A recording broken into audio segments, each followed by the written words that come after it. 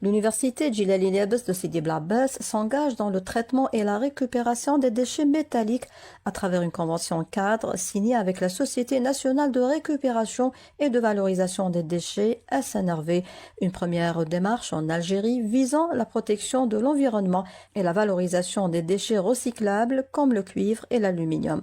Professeur Ammar Tilmatine, responsable de la plateforme technologique à l'UDL et directeur du laboratoire de recherche APELEC à la faculté de génie électrique. Il s'agit en fait d'un process, d'une chaîne de récupération des déchets de câbles électriques usagés. Donc notre laboratoire a fait une conception d'un process de recyclage de ce type de déchets comprenant plusieurs étapes. Donc déjà il y a donc une alimentation avec une trémie d'alimentation pour alimenter une première étape de séparation qui est le séparateur électrostatique pour séparer le cuivre du plastique. Puis il y a une deuxième étape de séparation pour avoir une séparation encore plus fine et des produits plus purs avec un autre dispositif de séparation qu'on appelle à table densimétrique. Et à la suite de ça, le produit récupéré, le cuivre, il passe par une troisième étape de séparation magnétique pour supprimer éventuellement des impuretés ferreuses. C'est un process, je pense, c'est une première en Algérie qui a été développée par le laboratoire, réalisée, il faut le souligner, à la plateforme technologique de l'université, donc avec les moyens de l'université, ce qui fait donc un caractère assez spécial à ce projet industriel. Ce projet consiste aussi à récupérer des déchets électriques et électroniques, dont une grande partie des déchets des cartes électroniques et anciens téléviseurs stockés par l'entreprise nationale des industries électroniques ENI, confiée à la SNRV, explique encore une fois le professeur Tilmatine. Ce process est destiné pour la récupération des déchets de câbles électriques, mais il peut être généralisé à plusieurs autres types de déchets qu'on appelle plus convenablement dans la terminologie du recyclage les D3E, les déchets des équipements électriques et électroniques.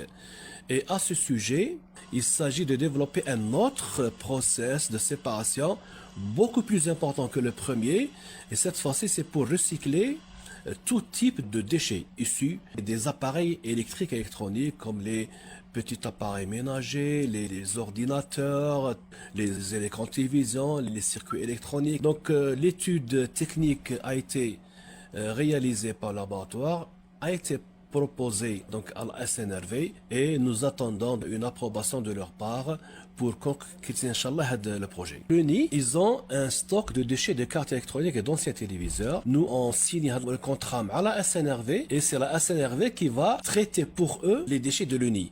Pour avoir un produit fini, le traitement des déchets passe par plusieurs étapes, nous explique Muqaddam Djilali, ingénieur en électronique, chef d'atelier à la plateforme technologique de l'UDL. Donc, الأولى نبروايو البرودوي لي كابل ابري نفوتوهم على الكونفاير تاعنا باش نطلعوهم في لا ماشين الكتروستاتيك. واش دير غادي تنحي البلاستيك وحده والالومنيوم الكويفر يروح على جهه وحدها. ابري نفوتو في طاب دونسيميتريك.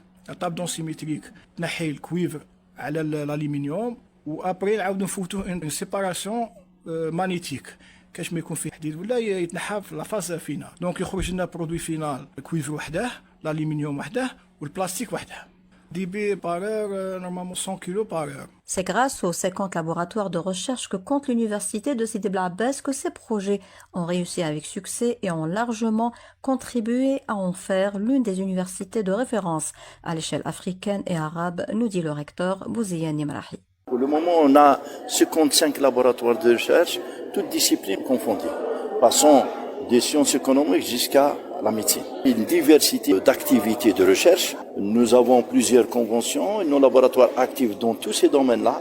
Il suffit de voir un petit peu le résultat à l'échelle nationale et à l'échelle mondiale. C'est grâce à ces laboratoires que notre université s'est propulsée vers la première place au niveau national. Le professeur Tilmatine opte également pour un projet stratégique qui est la fabrication du matériel didactique actuellement importé de l'étranger. Ces produits destinés au secteur de la formation professionnelle, le secteur de l'éducation et de l'enseignement supérieur sont actuellement fabriqués au niveau de la plateforme technologique, outre d'un contrat signé dans ce sens avec l'ENI, dont l'objectif est de trouver le moyen de les commercialiser sur le marché national.